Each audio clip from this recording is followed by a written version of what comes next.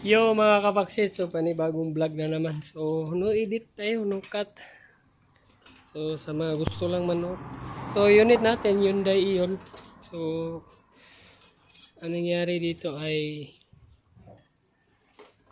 siguro 2 months. 2 months to mula nung pinakargahan ng preyon ng may-ari. So ayan. So ito yung compressor niya. So ayan.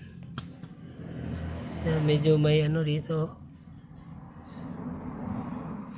So hindi na siya tuyo. Something oily. So sa mga merong ano dyan, merong Hyundai Ion dyan. So kadalasan problema to, pangalawa na namin to. So sa gasket ng kanyang compressor. So kahit konti-konti, pero pag leak niyan, mawawala yung lamig mo. Ang gagawin lang ninyo dyan ay tatanggalin to. Kuboy, utsuboy.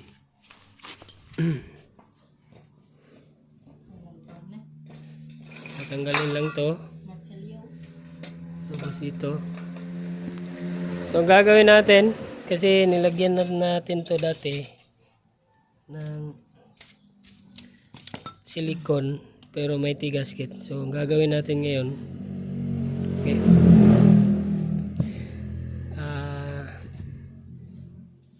Kasi ano na tayo, anong tawag dyan?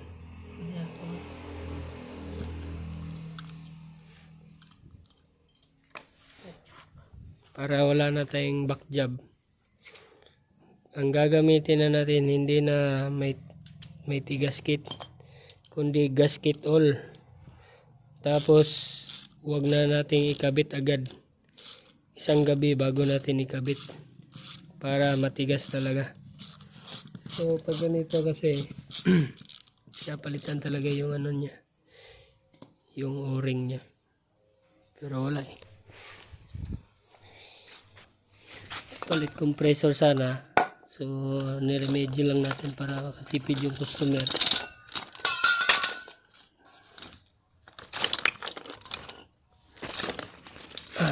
Ratuson.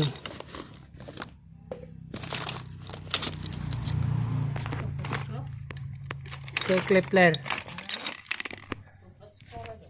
Okay.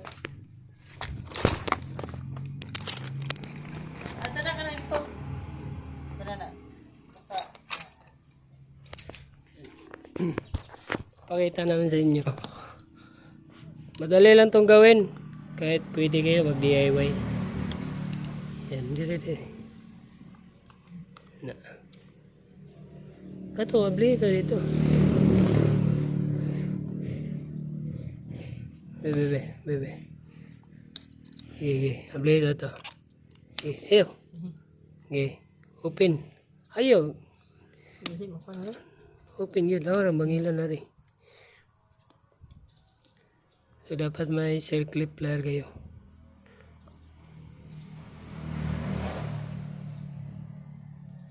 Nga naman hindi mo na mabli. Okay. Kana ba?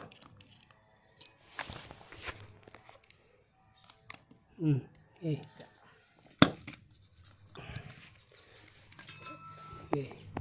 Okay.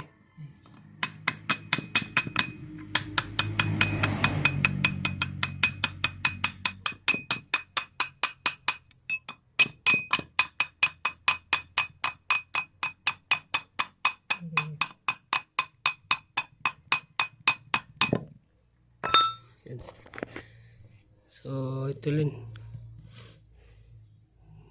Tanggal lah. Clip.